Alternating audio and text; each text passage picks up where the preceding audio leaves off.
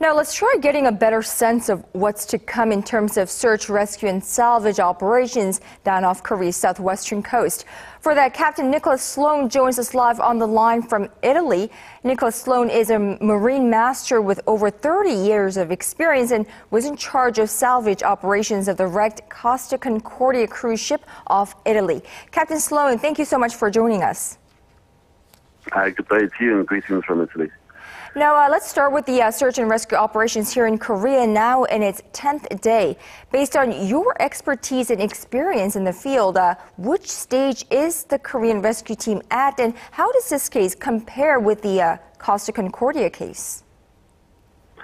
Well, I think obviously it's a huge tragedy, and there's far more victims on the case in South Korea than the Concordia.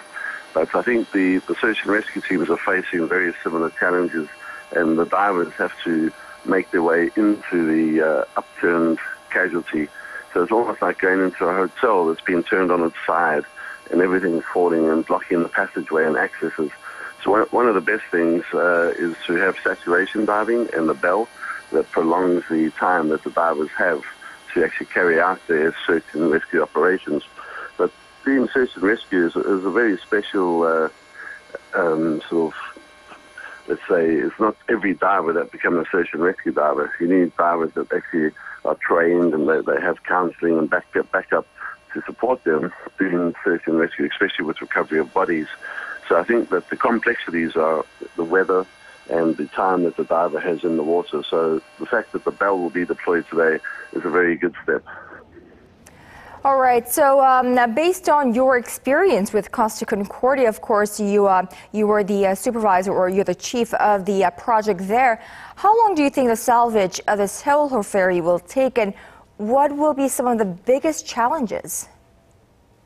Yeah, I think the biggest challenge is obviously to complete the search and rescue and do the recovery of all the victims.